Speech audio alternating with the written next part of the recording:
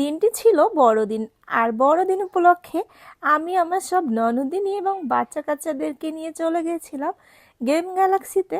আসলে সিন্ধুজা অনেক দিন যাবৎ যাওয়ার জন্য এক্সাইটেড ছিল, আর ভাবলাম বড়দিনেই তাহলে বিশেষ করে বাচ্চাদেরকে নিয়ে একটু ঘুরে আসি ওখান থেকে।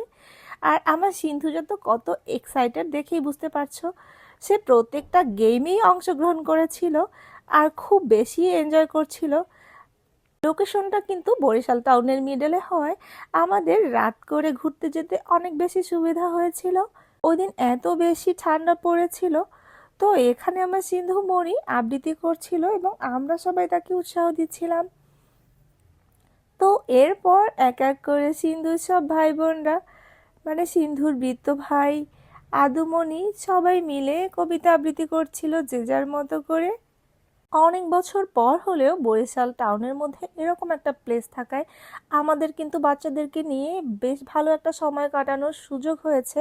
আসলে বাচ্চাদের এন্টারটেনমেন্টের জন্য এরকম একটা প্লেস যদি আরও আগে থেকে তৈরি হতো না, তাহলে অনেক বেশি বেটার হতো।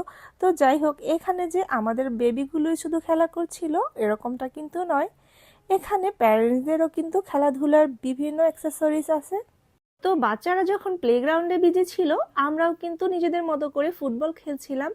এখানে রিয়াল মাদ্রিদ ভার্সেস বার্সেলোনার খেলা ছিল, আর প্রত্যেক গ্রুপেই কিন্তু আমরা দুজন করে সদস্য ছিলাম। হাড্ডাহাড্ডি লড়াই চলছিল আমাদের দুই গ্রুপের মধ্যে। এক গ্রুপে রয়েছে আমাদের দুই ননদিনী, আর অন্য গ্রুপে আমরা দুই বৌদি ছিলাম। তো এবার দেখার পালা যে কোন গ্রুপ জিতে যায়। আমি কিন্তু অনেক বেশি এক্সাইটেড ছিলাম আর অনেক বেশি চিৎকার করছিলাম বাচ্চাদের মতো। অবশেষে কি হলো জানো তো? ননদিনীদেরকে হারিয়ে তাদের বৌমনিরাই কিন্তু জিতে নিয়েছিল ম্যাচটা।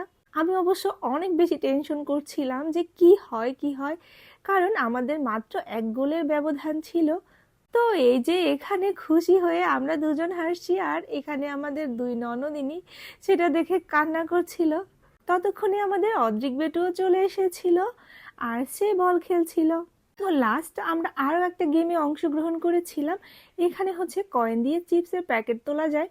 আমি অনেক বেশি এক্সাইটেড ছিলাম আর ভাবছিলাম আমি তো পেয়ে যাব, কিন্তু হায় আমার ভাগ্য খুবই খারাপ। মানে 5টা কয়েন দিয়ে আমি একটাও প্যাকেট তুলতে পারিনি। পরবর্তীতে আমার ননদিনী শ্রেষ্ঠা কিন্তু একটা প্যাকেট তুলেছিল, যদিও সিন্ধুজা এবং আদুমণি একটাও প্যাকেট তুলতে পারেনি। আবার তাদের বৃত্ত ভাই তুলেছিল, এটা নিয়ে তারা খুবই ডিসঅ্যাপয়েন্টেড ছিল। তো যাই হোক, সব মিলিয়ে আমাদের দিনটা কিন্তু খুবই ভালো কেটেছে।